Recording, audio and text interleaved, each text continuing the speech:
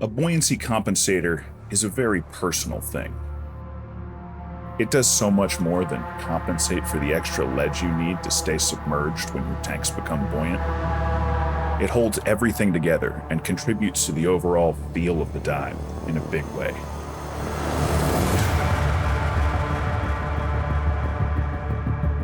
I had the opportunity to test drive the Katana 2 back in early 2020 when it first came out.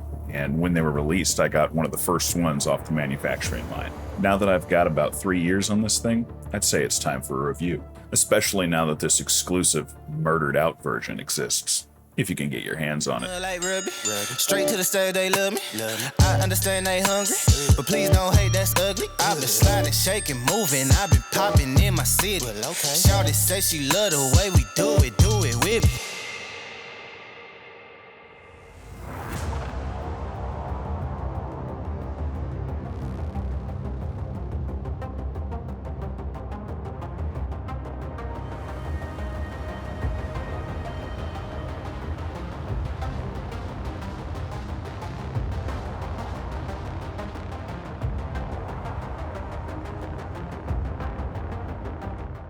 I tried to think of what I look for personally when I shop for a BCD, and I boiled it down to 4 different categories: innovation, durability, customizability, and performance. When it comes to innovation, the Katana 2 has several features that set it apart from other side mount BCDs. One of the most notable is the quick fit system, which allows you to easily adjust the height of the BCD, but more on that later. Another innovative feature of the Katana 2 is the integrated side mount CCR mount, which allows you to easily attach the sidewinder to the BCD without modifying anything, which is very useful to me as an instructor. I really like not having to mess around with too much on my students' BCD in a sidewinder class because there's already a lot to cover. In addition, they've also located a second OPV dump valve behind the diver's head with a remote pull down to the shoulder, making it extremely easy to access in the sidewinder. It can be difficult to reach back and grab that butt dump on some other BCDs, so having it up here and only having to brake trim just a little bit to let out the most stubborn gas in your BCD is really nice, especially if you have short arms. Most of my students have to get creative to solve that problem on other BCDs.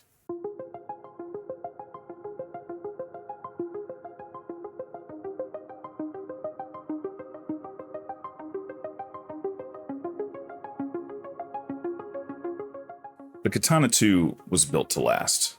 One of the most notable features that contribute to its durability is the sheet of hard plastic located on the back of the BCD underneath the cordura. The shell provides added protection against bumps, scrapes, and other wear and tear that can occur during dives, in addition to keeping the buoyancy cells streamlined and closer to the body. The Katana 2 is constructed from 1000D cordura, which is used pretty often in the dive industry for BCDs because we know it to be pretty strong stuff. Despite having used mine for 3 years now, it still looks pretty great, with a little bit of chlorine and sun fading and some scratches on the plastic parts, but that's to be expected on any BCD. I'm also not particularly kind to my gear. I've been known to toss my gear bag down a flight of stairs or 2 in my day, much to the astonishment of my crewmates.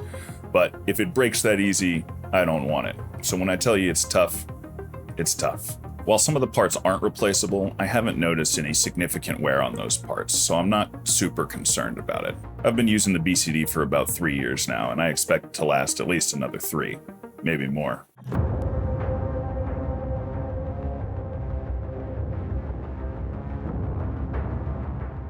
One feature that I consider mandatory on any BCD is the ability to customize it to fit your specific needs.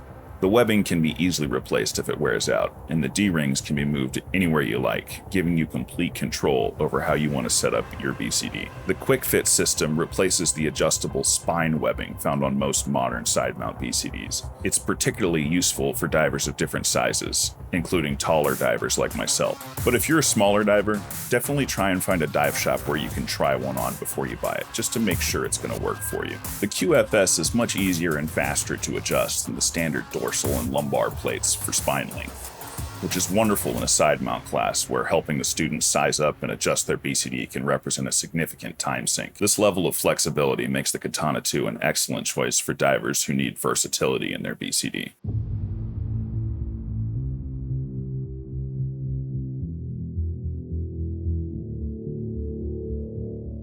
Once adjusted properly, the Katana 2 streamlines nicely and dives very comfortably. I've grown to love the placement of the upper dump valve. It's exceedingly easy to reach and only requires a slight tilt upwards to remove stubborn air. One thing I don't particularly love is the fact that it only comes with one set of low-profile D-rings, which are used to clip off aluminum cylinders at the waist.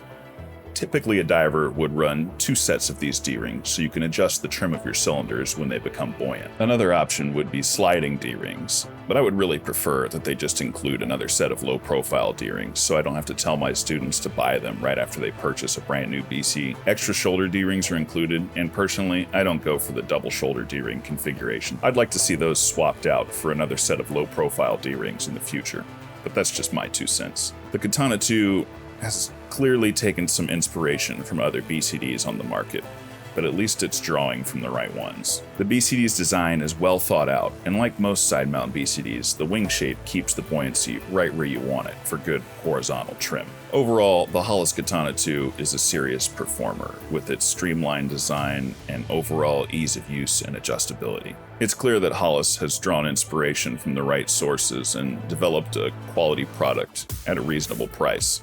If you're looking for a versatile side mount BCD that is easy to use and performs well, then the Katana 2 is a serious contender and definitely worth considering. This video was not sponsored by anyone other than DiveVibe supporters on Patreon, so I'd just like to take a second to say thank you. I'd also like to thank everyone for watching, and I'll see you in the water.